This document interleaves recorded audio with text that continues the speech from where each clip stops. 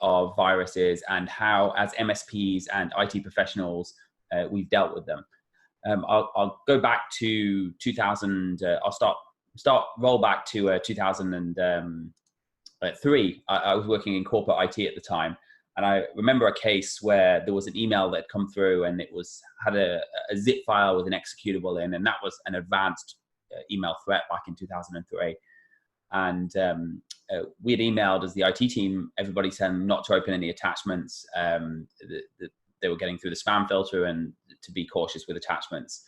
A few hours after that, I got a call from the lady on the front desk, and she said that she had a problem opening an attachment. There was a problem with the web page, and she couldn't see what the problem was because the attachment wasn't opening. So I rushed down to the front desk, expecting the worst. And by the time I got down there was some pop-ups on her computer showing inappropriate content, and she was very, very upset and over having to see this content. Now, I wish the biggest problem with malware today was inappropriate content. Fast forward to 2014, and this is the year ThreatLocker was created. I was engaged in helping in a recovery of ransomware for an Australian insurance company. About a week into the recovery, their entire network had been encrypted, their domain controllers, their backup service, everything. The CEO of the company called me. He was an older gentleman, and he was very, very upset, crying on the phone, asking how can this happen, and are we going to be able to recover from it? And at the time, I didn't know the outcome. But it got me thinking, how have we gone from 2003, where a virus is a cleanup operation for IT in terms of we now just need to scan the machine, remove the virus, and the machine's down for a couple of hours, through to massive outages, which takes not only small businesses down, but large organizations, hospitals, and things like that. And we have seen that continue into 2017, 2018, 2019, where we've seen businesses completely shut down, with small businesses, large businesses, MSPs. We've spoken to a number of MSPs who were affected by the webroot breach, and they had their entire customer base crypto-lockered. Ambulances are being turned away from hospitals because of things like crypto-locker. And the threat is getting worse and worse every single day. Now, the cold hard truth of it is, all of these companies that are being affected by ransomware, they have commercial antivirus products. It's not like they're saying we don't have an antivirus and we're just hoping it goes well. They all have commercial antivirus products. In the case of Webroot last week, it was the antivirus product that was actually the entry into the environment. None of these products have been able to stop these ransomware attacks and malware attacks. And yes, they may be detecting 90% of viruses, 95, even 99% of viruses, but one crypto-locker attack in a year is too many. And it's not just big organizations that are affected. The biggest area of growth in our business is MSPs. And the reason for that is MSPs are having to pick up the pieces after their customers are affected by things like ransomware and malware attacks.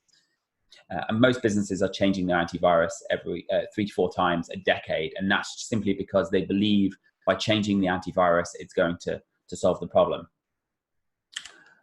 Now, I want to break down why this is. Why is it that the antivirus isn't able to protect us from today's threats and the constant threats, and has continuously failed to protect us? Just the business damage is much worse now. So an antivirus is supposed to stop things like viruses, adware, ransomware, spyware, all the things we can all agree are viruses.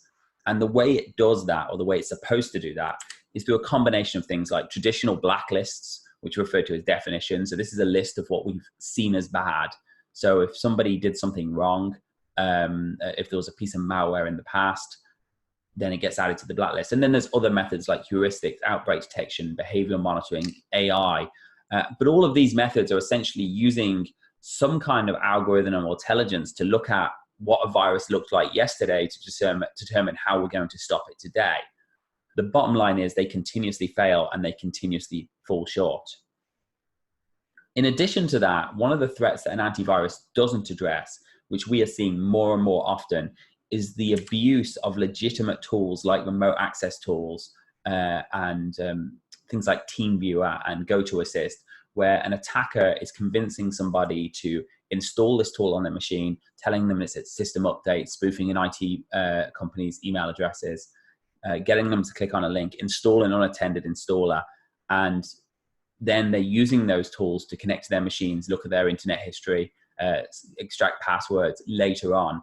And we're seeing this very, very frequently in the small business world. So what is the solution to address these threats? How do we, in a world where viruses are constantly one step ahead, how do we jump ahead and stop them? Well, the answer is actually pretty simple. It's not a new theory. The answer is, instead of trying antiviruses that are looking for threats and trying to block things, that you add application whitelisting into your stack. Now, the idea behind application whitelisting is that instead of trying to say, this looks like a virus, or this doesn't look like a virus, or I don't like TeamViewer because it's using remote access tools, you say nothing is allowed to run unless we as the MSP explicitly permit it. So if somebody wants to install new software, they simply request permission and you approve it. If a Word document has something embedded in it, it gets blocked. By taking this approach, not only are we dealing with things like known viruses, but we're also reducing the security risks on our system by removing the risk of things like coupon clippers being installed, additional toolbars, and every one of these little apps that someone's adding onto their system, they potentially become vulnerability holes and, you know, nightmares in the future that you have to manage now as an MSP. So by putting a control element around what can run, you're saying, one is, I don't care if a virus is known or unknown, but secondly, we're going to harden our systems by making sure software that doesn't need to be ran is being ran. An example of this is we had an MSP signed up for a trial about a week ago, and we did a follow-up with them, and they had it on deny mode, and a user had requested access to PDF software, and they didn't want that user to install that PDF software. That the user wanted to save a PDF, so instead of downloading it and installing Adobe, they Googled free PDF creator, and from the MSP's perspective, he now managed to avoid them installing something that he didn't want to support and gave them an app to do their job. In addition to things like whitelisting, there's also technologies like ringfencing, where we build perimeters around applications to harden them even further. And combining that with storage control is really important as well to protect your storage devices. Now, before I go on any further, what I'd like to do is just show everyone. I have a few slides here that I've shown everyone. I'm not a big PowerPoint guy, and I try and avoid using PowerPoint at all costs. What I'd like to do is go through and show everyone how easy whitelisting can be and how easy application control can be. One of the big problems and one of the big reasons that whitelisting has traditionally been limited to the federal government and to large enterprises like Bank of America or the Department of Defense and things like that is because it's been extremely complicated. There are three areas of application whitelisting that are very, very difficult to deal with. The first area is deploying it. To deploy whitelisting, first you have to figure out the 20 to 60,000 files, DLL files, executable files, script files that everybody has on their machines. Now, if you're the Department of Defense and you have 10,000 machines that are the same, that's not so bad, because you probably have a huge IT team and they can just figure out what's on one machine and then they can allow it across the board. But if you're a smaller organization, or if you're an MSP that's managing 20 different smaller organizations, and in those organizations you could have 5 or 6 roles, the job of cataloging those 20 to 60,000 files to begin with is extremely difficult. When we created ThreatLocker going back 4 or 5 years ago, we had one goal in mind, and that was to make the process of whitelisting simple. And we did that. The first step in that was making it simple to deploy. So as an MSP, when you sign up for ThreatLocker, and anybody here who is already a customer will appreciate this,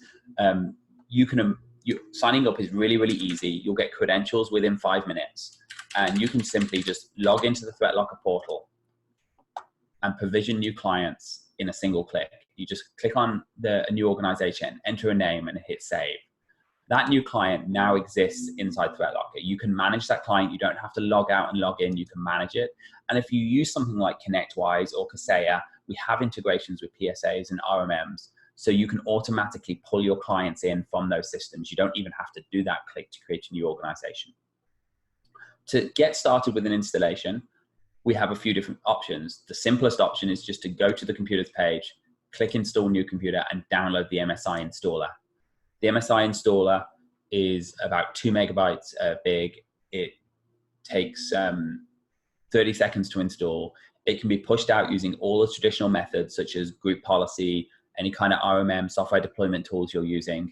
But we also have built-in packages for the installer. So we have ConnectWise Automate packages built in that will not only push the, you can download and add straight into Automate. It will also push the installer out to multiple clients at the same time and make sure the computers end up under the right client. The next step in deploying whitelisting is simply going to, you'll see that the computers have been installed once you've installed the agent. And at this point, we're just going to wait. We're just going to wait for the ThreatLocker to learn what's happening on your network. So the first stage in learning is figuring out the 20 to 60,000 files that are already on each PC. So what we'll do within the first 30 minutes, we're going to catalog all those files, all of the hashes, all of the certificates of those files, and we're going to upload a baseline to ThreatLocker and say, this is what we found. ThreatLocker is also going to immediately begin auditing everything. So every time a user opens Google Chrome, opens a DLL file, opens a script file, it's going to get logged in the ThreatLocker audit. You can see the hash information, the cert information, the computer it was opened on. And this doesn't matter if the computer is sitting in your office or it's the user sitting in Starbucks somewhere. We're going to see this information within a minute of it happening. From that, within a couple of hours of deploying it, you're going to be able to go into the policies page and see a list of policies automatically created based on what we found on your computer. Now, we're not endorsing what we find on your computer, but what we're saying, the first thing we're going to do is we're going to try and match the files to Windows known files. The second thing we're going to do is we're going to match them to built-in applications, things like Microsoft Office, Slack, ConnectWise, Screen Connect, Norton Antivirus, Zoom. And we're going to say, okay, we found these applications on your machine and we've automatically created policies for you so you don't have to of what's running. And then the third thing we're going to do is we're going to find files, applications we don't know what are. So for example, there's a policy being created here for FreeCAD.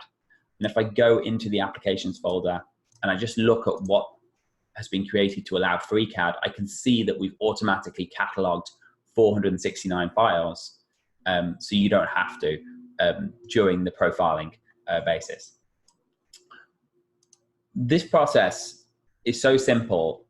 We actually had an MSP with just short of 1,000 users push the agent out to their 1,000 machines, wait 30 minutes for them to baseline, and lock their clients down on a demo, on a web demo. And it was about an hour and a half, the entire process. And most of that was us showing them the system like we are now. Now, that's not the recommended way to do it. What we recommend you do is let the system then run and carry on auditing for a few days. The average is 4 days. And at the end of the 4 days, what we can do is we can change the default behavior from permit under this default policy to deny. Once this is changed to deny, these machines are now locked down. When we do this, we also have the option to allow the user to request permission. We have the option to add integrations to help desk when someone does request permission. So if you have a Kaseya ticketing system or ConnectWise ticketing system, you can add an integration. You can send emails from this, and so you have a lot of integrations there. But ultimately, you've deployed the agent, you've waited a couple of days, and then you've changed the default policy from permit to deny, and now these machines are locked down.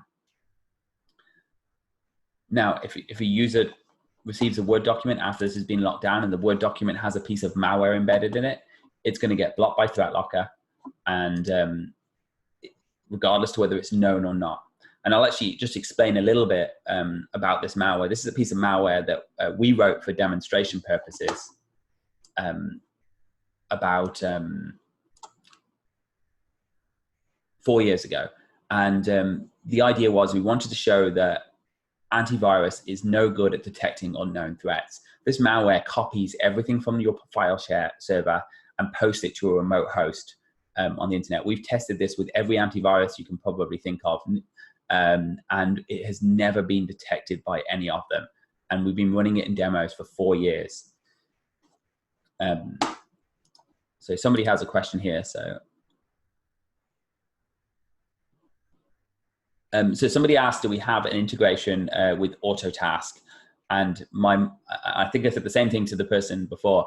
Autotask, the Datto PSA, I believe that's Datto, and we're currently in progress of doing the integration with Datto, and it's expected to be finished by the end of the month. And if that wasn't Datto, I apologize. Now, the next problem with whitelisting, you can see, great, we've deployed the agent. It's really, really easy to deploy.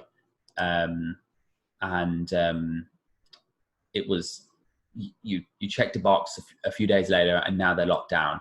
But the next problem that businesses face with whitelisting is what happens when the system updates. Microsoft release about 25,000 new hashes each month across all of their supported operating systems. And to make things worse, the updates for 1803 are different to the updates to 1903 or Windows 10. And if you've started with 1511 and slowly upgraded, you actually get different files than if you started with 1803 to begin with. So Microsoft are releasing all these updates. And as an MSP, you can't afford to say, well, I'm going to add those 25,000 hashes. Unfortunately, Microsoft doesn't sign 75% of these updates. So from a whitelisting perspective, this leads two options. One is, do we add the entire Windows folder or the Windows directory into the whitelist? This option kind of stupid, and because 60% of viruses this year have placed themselves in a Windows or some kind of system folder, so to a whitelist based on an entire directory is highly dangerous. The other option is, as an MSP, you guys go and download and make sure you add these hashes yourself. Now we get that that's never going to happen, so that's one of the things ThreatLocker wanted to address as starting. So the first thing we did was build a 24-hour SOC. Their job is to go off and to download Windows updates, Office updates, Google Chrome updates, Adobe Reader updates, all of those apps your customers are using, ConnectWise Screen Connect updates, and make sure that we update the definitions of what is good of those applications in real time. So if you have a policy that says, I want to run Screen Connect, you know that Screen Connect's going to run, and if they release an update, it's going to be permitted. If you have a policy that says, I want to run Microsoft Office, the same thing's going to apply. And when Windows updates are released, you don't have to worry about them being blocked, because we are on top of that, and we make sure we hash those files the moment they are released. And Patch Tuesday is a busy day for our SOC.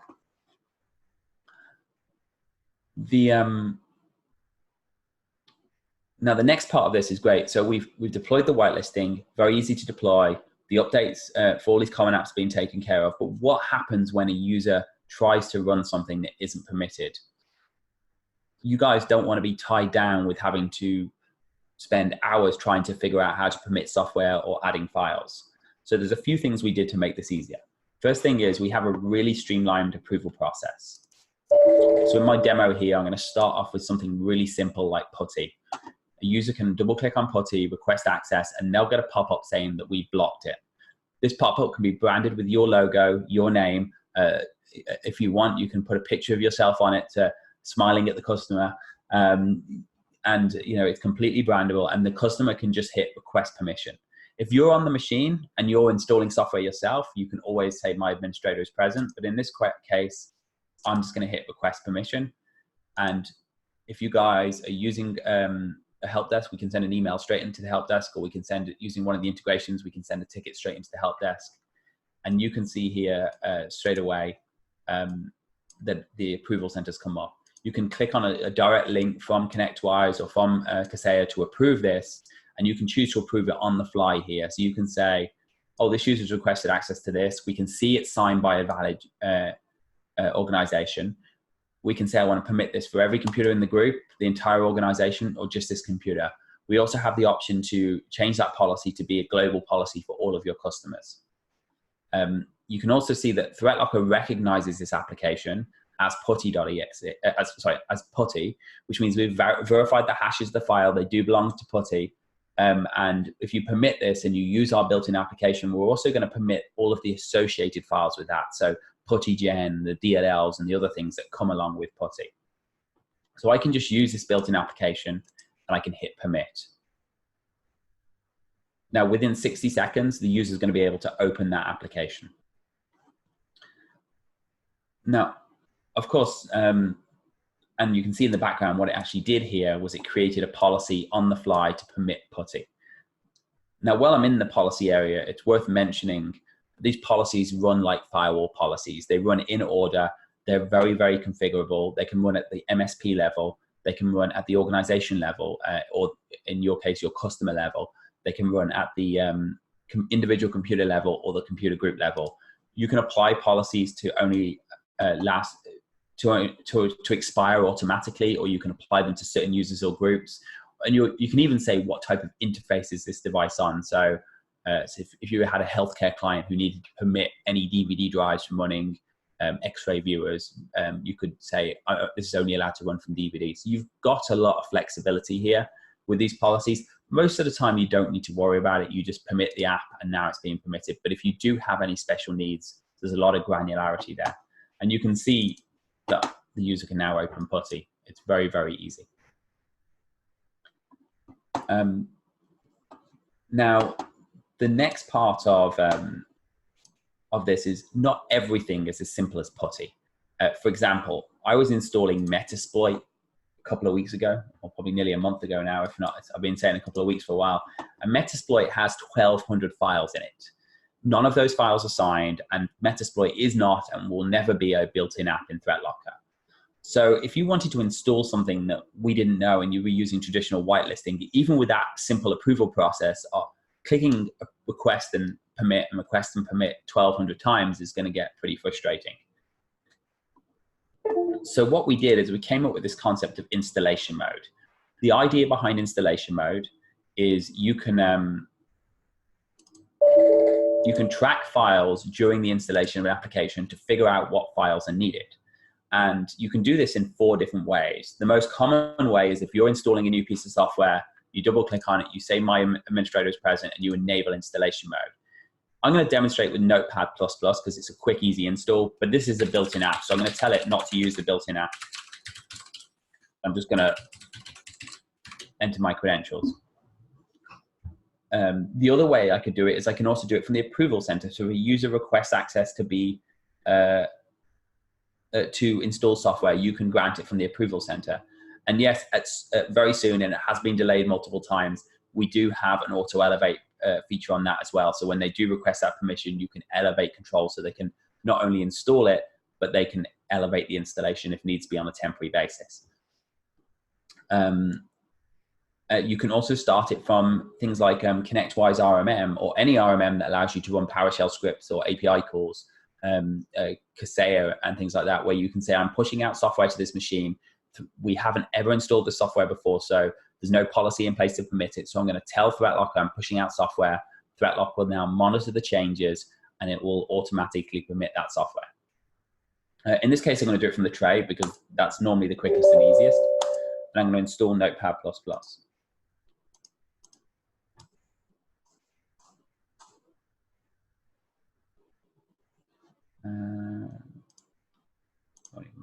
So, and when I hit finish now, what it's going to do is it's just going to catalog all the changes that have been made during the installation, and it's going to create a policy automatically to permit that. And I think I said permit that for every computer in the group. Yeah, so you can see here now, anyone in this group of computers can open this app. It's not going to get blocked for them. We've cataloged all the files that are required to open it. So there's 20 different files here. You can see we've created policies based on hashes. We've also created policies based on certificates. We can always edit these policies. We have a lot of flexibility in doing things like saying, I'm going to permit this cert. I trust anything by Microsoft, or I trust anything by Notepad++. And we can always say, I'm just going to add this cert in, or I'm going to add this cert in if it's in a certain path, or You've got a lot of granular control there on what you can do.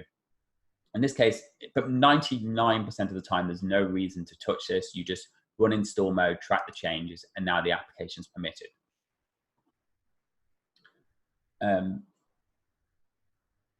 Now, before I move on, I want to just give anyone any chance to ask any questions on the application whitelisting, because the next thing I really want to talk about is things like fileless malware, things that live off the land, and how storage control can help protect you from that. Does anyone have any questions at this point in time? I'll pause for an awkward moment to see if anyone.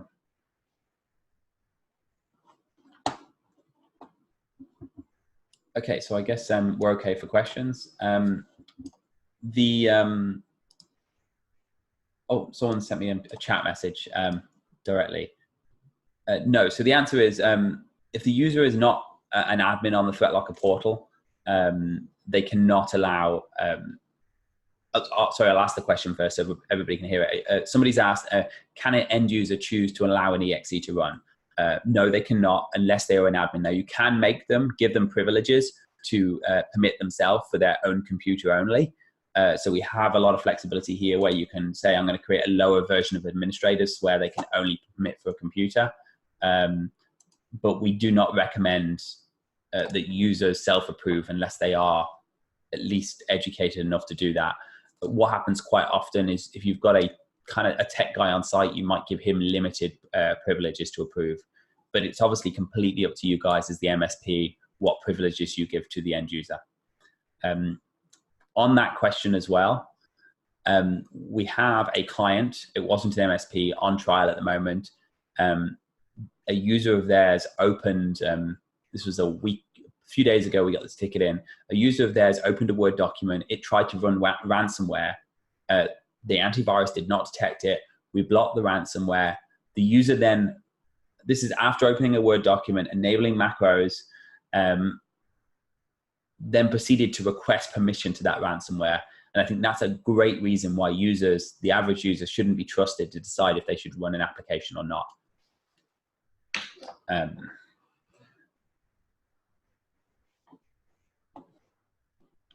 Now, the next part of this is ring fencing. So application whitelisting really is great at stopping anything known or unknown. And ThreatLocker is one of the few vendors that does it at the kernel level. So in 2017, when WannaCry came out, we blocked it with our application whitelisting because we do run at the kernel level. But what application whitelisting doesn't do is it doesn't stop you from using a legitimate process to cause damage to someone's machine. So the first example I'm going to give of this is the Eternal Blue exploit. So the Eternal Blue exploit was allegedly created and used by the NSA from 2012 to 2017. The exploit allowed you to point to any Windows 7 or Windows 10 computer and get full admin privileges to it without knowing the password. It was an SMB vulnerability. In 2017, Microsoft found out about it, they released a patch, and 6 weeks later, WannaCry came out.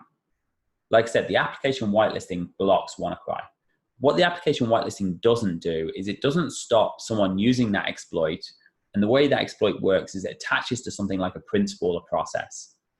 And attaching to a process such as a print spoiler, and then firing up command prompt or PowerShell or something else, which can be extremely damaging. So what we wanted to do is we wanted to find out how can we harden the operating system beyond just saying what can run and what can't run. So we came up with this idea of building ring fences around applications. So take the print spoiler, for example. That needs to be able to access print drivers, print queues, and that's pretty much it. It doesn't need to access PowerShell. It doesn't need to access command prompt, and it certainly doesn't need to access WannaCry. So by creating these perimeters around these and boundaries around these applications, we could say that this is what this process needs to do. So if someone does exploit your system and attach to a process using a vulnerability, then the vulnerability is still there. But by putting a ring fence around that process, you're limiting the amount of damage it can do. So essentially, we're kneecapping it.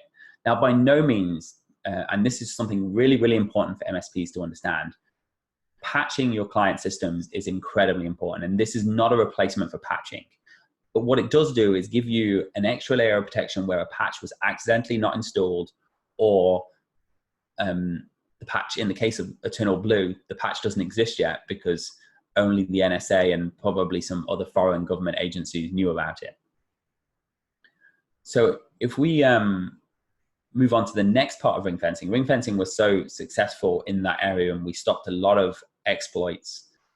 We then moved on from there, and we said, well, we want to integrate this theory into our storage control.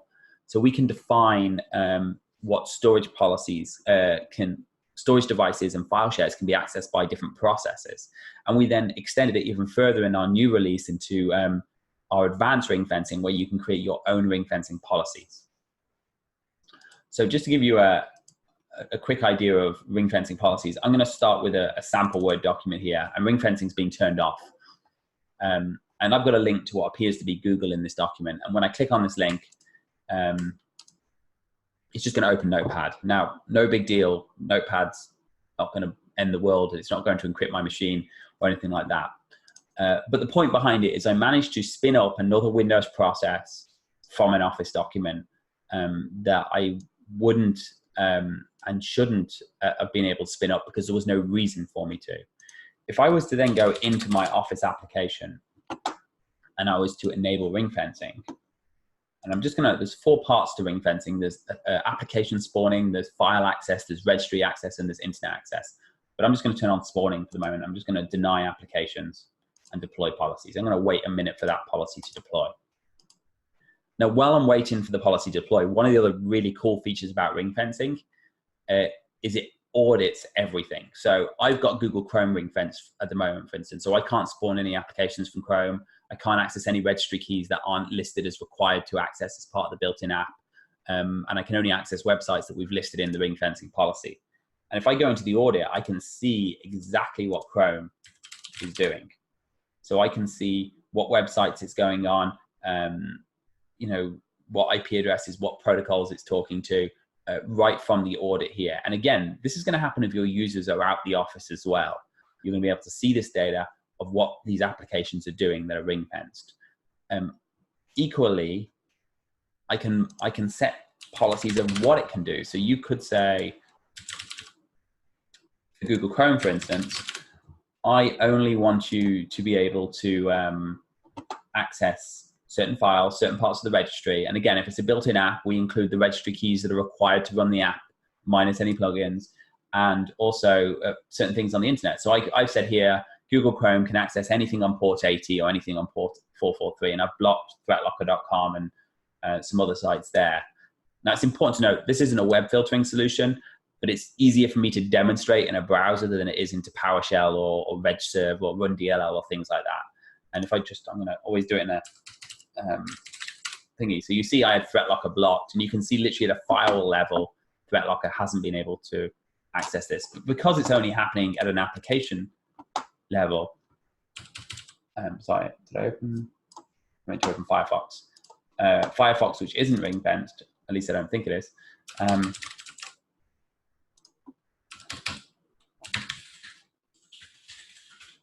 I can access ThreatLocker fine on there. So the audit on this, again, is great in making sure your applications are only doing what they should do. And just to reopen that ring fencing demo to show you the difference when it's turned on, I can see here when I open this, it can no longer spawn that application. And if I look in the audit here, and we can configure it to set a pop-up and things like that. If I look in the audit here, I can see, I should say everything that, well, I can just say process WinWord. I can see that Notepad was ring fenced because of the Microsoft Office policy. So you can always see what's causing something to get upset.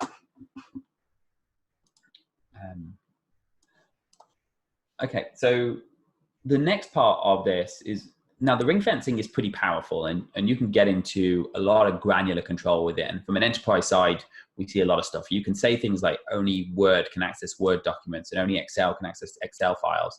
and things like that to really harden your infrastructure. What most MSPs are doing is taking tools like built-in tools that are often used for things like fileless malware attacks and being exploited, like regserve32, for example, and restricting what those applications can do. For example, I don't think there's a legitimate reason in the world for regserve32 to access the internet. I've been doing this for 20 years and I've never seen a legitimate reason. So for what reason should it be able to access the internet? So by stopping it access the internet, you can stop it downloading payloads and things like that. And things like PowerShell, restricting that. They're very, very easy policies to set, and they can harden your operating system tremendously. The next part of this I'd like to talk about is the storage control. Now, one of the big challenges with ransomware, when somebody gets ransomware, is when it encrypts public drive. So if a user downloads a piece of ransomware on their computer and it doesn't manage to spread because you've got good security posture, you're not local admins, you've got decent firewalls on other machines. One of the biggest challenges, even those businesses that are well protected see, is what about my public file shares? One user has access to a public drive and suddenly that entire drive is encrypted. So what we wanted to do is we wanted to extend protection beyond just application control, which stops things running that shouldn't do, and stops things running that shouldn't do, and also stops things accessing things they shouldn't do, to the storage control, where we can actually define boundaries around file shares. I have another question here. I think the answer was it's regserve, REGSVR32. Someone was asking the process I mentioned. So what we did is we came up with a really advanced policy engine that can define and control access to storage devices. Now, first thing about the storage device is it audits everything. So if I was to go onto my file server, and a storage device can be anything. It can be a file share, it can be a USB drive, it can be a secondary hard drive, a camera, Bluetooth hard drive.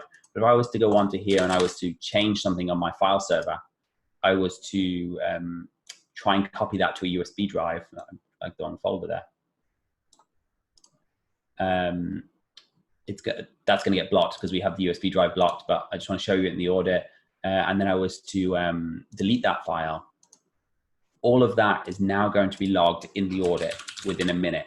So if you have users who are writing things to USB drives, who are accessing things on your file server, I'm sure as MSPs, at least some of you have had the typical, my folder's gone missing, and they've dragged it and moved it into another file share.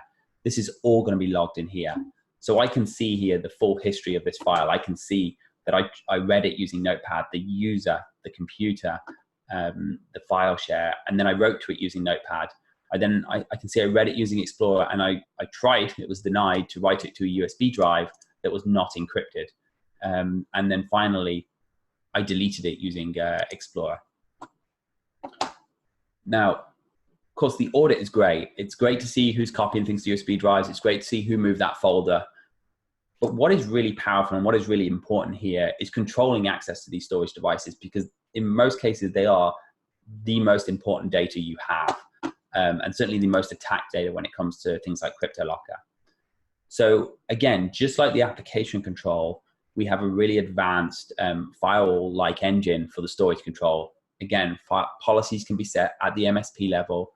They can be set at the individual computer level, at the computer group level, or at the organization level. And in this case, I've set up some really, really simple policies. The first one is I've just denied access to external storage. So I've said no external storage can be used in my organization unless it's explicitly approved. Now, this isn't for everyone. You may say, I just want to block USB storage. You may say, I want to block network shares. But in this case, I've denied everything. The next policy I've set up is to permit access to my file shares, my server. And but what I've done on this is if I've limited it to certain applications, the idea being is if you were to, even if you, now with the whitelisting, nothing should be running that shouldn't run in the first place. But let's just say you accidentally approved an application, or you approved an application because it was a business app and it got hijacked, some small app, and now it's running on your machine because their servers got hijacked and that application you approved happened to be malware, like CCleaner, for example. With this, by putting these storage policies in place, you can stop that from doing damage to your assets. So in this case, again, I'm going to show you with a text file.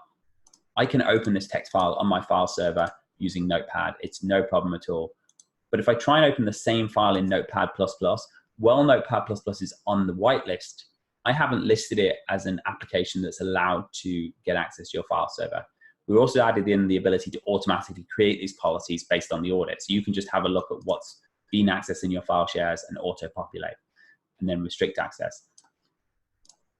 So that's a great tool. Another way we see this used by a lot of MSPs is protecting things like backup drives. Backup drives are really, really critical and vital, and they should be offsite, and you should have cloud backup, but also the local backup should be protected.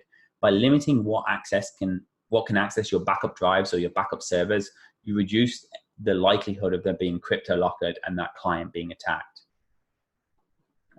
So again, now of course you can get into really advanced policies with this. So, and you know, it is a USB control system. You can do things like, if I was to, just rename this to something else. If I was to try and copy this to this USB drive, you can see I've locked down USB drives. We have a really simple approval process. Again, ticket straight into ConnectWise or Kaseya. We'll send email tickets to your ticketing system. I can say request permission. I can say my admins are present and I can approve it on the fly. I can say I'm going to approve this USB drive for this computer only, for the entire organization, for every computer in the group. I can approve by the serial number, and I can approve temporarily or permanently. And you can see it just created a policy there on the fly. So it was really simple to approve that. Within seconds, the users got access to it. And you can also, there's a lot I can do here in terms of protecting devices. One of the new features we added in and is live, despite the fact it says coming soon, is the ability to enforce encryption on USB drives. So you can say only allow encrypted drives, or only allow, well, or don't allow drives that aren't encrypted. And we've got some cool 3-minute videos on that as well. Now, I don't want to get into too much detail and bore everyone. We do have integrations with things like ConnectWise, Kaseya, Duo for dual factor authentication. We've got text message dual factor authentication. If anyone wants to know more information about that, you know, feel free to reach out. We can set up a custom demo for you on that. If anyone would like to sign up for a trial of ThreatLocker, they can do. But before I wrap up, I wanted to, you know, you guys have been really easy. So either I'm on mute and nobody can hear me and I've been talking to myself for 45 minutes, or everyone can understand me really clearly and nobody has any questions relating to it. So I guess I'll give a couple of minutes for anyone to ask questions. Oh, someone's just raised their hand. So give me 1 second. If I can, but they disappeared.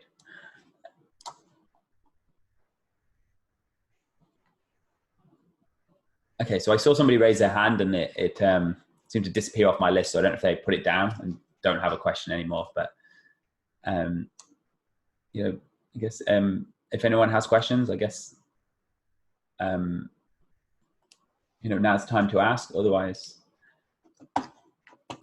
so I have a question here saying, is the admin present? Does the admin present mean we can set a client contact for approval, or you can expand? Yes, so by saying admin is present, you can set a client contact for approval. So if you have someone on site who you trust, you can set, they would have the option to say, I'm going to permit this now. So they could say, I'm going to permit this software. If you have a local IT contact that you want to allow them, and you can restrict access on that too. So you can say you only have the option to approve for a single computer or for existing applications, or for built-in applications even. So you can give local access, but again, we caution against it unless you're comfortable the client knows that what they should be approving and what they shouldn't be approving. I certainly wouldn't be allowing the average user to make a decision on what is good and bad. Hopefully I answered your question there, Ed.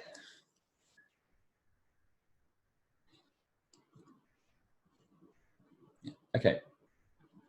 So if some of the other things you'll find out about ThreatLocker, we're not going to discuss any commercials on the call here because these videos are public and MSPs sell these products at various different rates. But we do have very attractive options for MSP. We have very friendly MSP billing structures and very friendly MSP pricing. So if you want this in your stack or you want this for certain customers, we have a lot of flexibility there. We have NFR licenses if anyone would like to try it out for free using an NFR license, and free trials for your customers as well. So feel free to just jump on our site, request a trial. We'll get you set up really quick. And then if you have any questions, we're here to help you as well. Danny, this is Mike. Just a real quick item. I noticed there were some questions on the chat side. Did you see those and were you able to address them? I'm sorry, I had to step away. I've just got one more question on. I've just got one question on the chat. One more just came through on the chat. Okay, very good. I'm just going to answer that now. So excellent. How do you protect the agent on the info? Okay, yeah. So the question is, how do we protect an agent from being handled on the endpoint? So we have a tamper mode. We recommend you do turn it on, and when tamper mode's enabled, the user can't stop the agent. They can't uninstall. Well, they can't uninstall it without the original installer anyway, but they can't tamper with it. They can't get access to the files. Even the folder itself is locked down. They can't even read the ThreatLocker folder when it's enabled. So we have a whole bunch of we've got a whole bunch of questions. Sorry, a whole bunch of ways of making sure that people can't tamper with the agent. And that was followed up in the same question was, do we have a channel on MSP Geek? We do have one on MSP Geek. It's a new channel. It went live about 10 days ago, I think. And I have one other question as well here. How are program plugins handled? So program plugins, how are program plugins handled? For example, Notepad++. When installing these plugins into Notepad++, are we going to block them? So yes, we are going to block, and that was the paraphrase version. We are going to block them, and they can request permission, and they'll be blocked. We don't only block EXEs. New viruses aren't EXEs, DLLs, script files, other things are all risks. So we're blocking script files and DLLs. So if you have a plugin for Notepad++ that isn't part of Notepad++, it will get blocked. If it's signed and provided by Notepad++ themselves, it doesn't get blocked because it's part of the built-in application. No, so, and I have a question on Chrome plugins. So Chrome plugins are protected as well, providing that there's two types of Chrome plugins. There's essentially one which is just an HTML plugin, and then there's one that is able to run code on your machine. So the HTML plugins, outside of the ring fencing, they're not blocked by the whitelisting because they're essentially just web pages running in Chrome. But the CRX plugins, which are things that can run code, are blocked and are controlled through ThreatLocker. So hoping, I think I've got that. So I guess I think that wraps it up. The last chance if anyone wants to add anything in there. I think we're probably good. Mike, oh, we've just got another question, just as I was about to say. Yeah, no worries.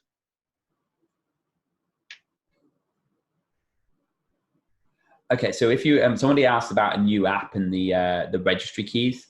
So with the new V5 ring fencing, if it's a built-in app, we have defined the registry keys that are permitted. We have made some enhancements to install mode, and it's not going to. I'm not going to say it's perfect yet for tracking registry keys. If you're doing a custom app and you're installing new software that's customized and you want to ring fence that app and you want to see what registry keys, we can track the registry keys that are created during the installation. We do also audit them. So what you typically do if you've got a new app and you want to see what registry keys it's doing outside of what's created during the installation, you can just enable ring fencing, but allow all registry key access. And then in that case, it would just audit it. That way you could then go in and add anything that was needed before you started denying everything. So for example, if I was to look at ring fencing here, I can say enable advanced ring fencing to protect the registry, but I could just add a star in there to permit everything. So, and then that would audit it. And I think something else just popped up as well. Okay, I think that was just okay. Cool. Okay, Mike, sorry to interrupt there. That's quite all right. In fact, we still do have a few more minutes, guys. And another one just popped through then. Yeah. How do you protect the agent on intro? I'm just trying to see where the question begins and ends. When there is a new app, does the admin need to run the app on his workstation in install mode? So it doesn't need to be run on your workstation. If you're installing a new unknown app that we don't know what it is, so if it's something like Zoom, it's built in, or WebEx or GoToMeeting and things like that. But if it's say it's a line of business app that we don't know what it is, the first time you install it, it should be installed in install mode. Different MSPs approach this in different ways. Most of the time, you just enable install mode on the machine you're installing it on, and it will track the changes on that machine, and then it's going to be permitted. The changes that were tracked will then be cataloged and put into a new application, so then anybody else can use that. You can, again, if you're pushing it out through something like Automate or Kaseya, you can tell it to use install mode in the background when it's pushing out the software. The other way, some MSPs take an approach that they don't install apps on the client, and instead they've installed it on a clean machine in their environment, and they use install mode on that. But most of the time, if the end user wants to install something, if it's not built into ThreatLocker, you just trigger install mode. If it's the first time it's ever been installed, you trigger install mode, it will track the changes, catalog everything, and then the definition will now exist for future, for anyone who wants to use it in the future. Okay. Let's see if we've. Did you see Trevor's Q&A? I'm just going to, yeah. So, when pushing software via software deployment like an RMN, and they run, one more question. When pushing a software via software deployment method like an RMM, they run as an agent user created. Are we able to allow certain local users to install the application silently? To install an application silently like an automatic deployment script, or do we need to put it on all devices in install mode? Is the ability to initiate install mode via a script with credentials such as the command line? So first question, yes, you are allowed to exclude certain users from the filtering. We do not recommend you do this because we have seen a lot of clients who have had their Automate accounts attacked, and when they've done that, then that means that they can push out ransomware to the clients. So if you do that, you need to be really sure your Automate account is locked down, or your whatever RMM you guys are using is locked down and it's got good passwords and dual factor and things like that. The second part of that question is there a way to silently connect ThreatLocker into install mode using a script such as command line? You can't do it from a command line, but you can do it from an API call.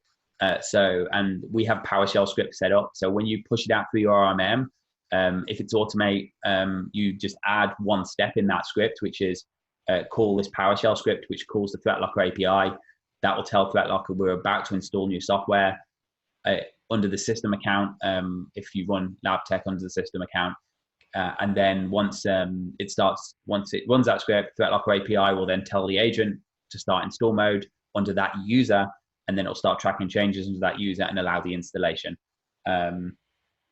With the case of the API keys, it doesn't prompt for a password because you have the API keys and you shouldn't disclose them to the client.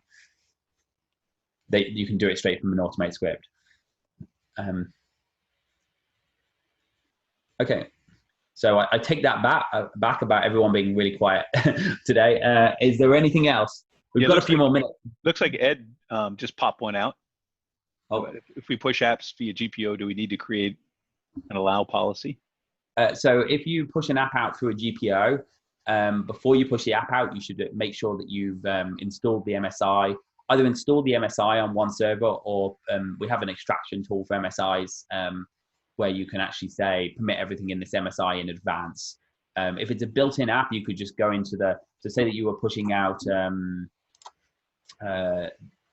DNS filter, for instance, via thingy, you could go in advance and say, oh, I'm pushing out OpenDNS or DNS filter, and I want to create a built-in, I want to permit this in advance for the entire organization.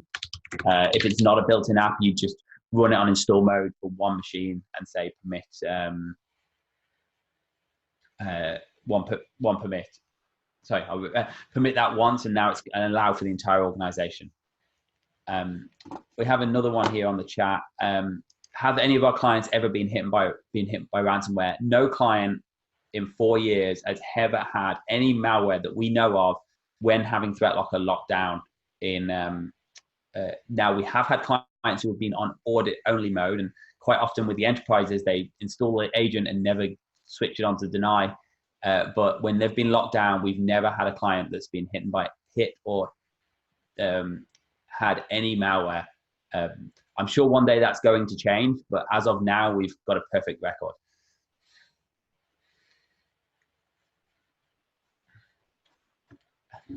Yep, that might have been the mic drop there. Yeah, I think that's it. I tell you what, we'll give the guys one more second in case there's anybody thinking, but it looks like we are done.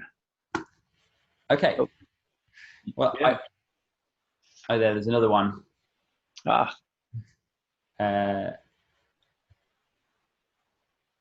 Pricing will, oh, sorry. So somebody asked, will pricing be sent on an email? Mike can reach out to you about pricing, so we'll make sure that anyone who needs any pricing or anything, if you're already working with someone, a sales rep, just reach out to them. If you're not working with one of our sales reps, just send an email to mike@threatlocker.com, and he will be happy to make sure you get pricing. And it might be worth a discussion, because there's different tiers. If you're thinking about stack-based pricing, it can get, we've got some pretty attractive deals there as well. So it might be worth a call with you and Mike. Yep, absolutely. Yep, mike@threatlocker.com. Thanks for that, Danny. Okay. Well, I appreciate everyone's time today. I appreciate you attending the webinar. If anybody wants a free trial, just go to threatlocker.com and fill in the free trial form, and we'll get you up and running really quick. If anyone wants to discuss any further about pricing, email or reach out to Mike, or reach out to us on our website, and we look forward to working with you all. Thank you, everybody. Have a great day. Thank you.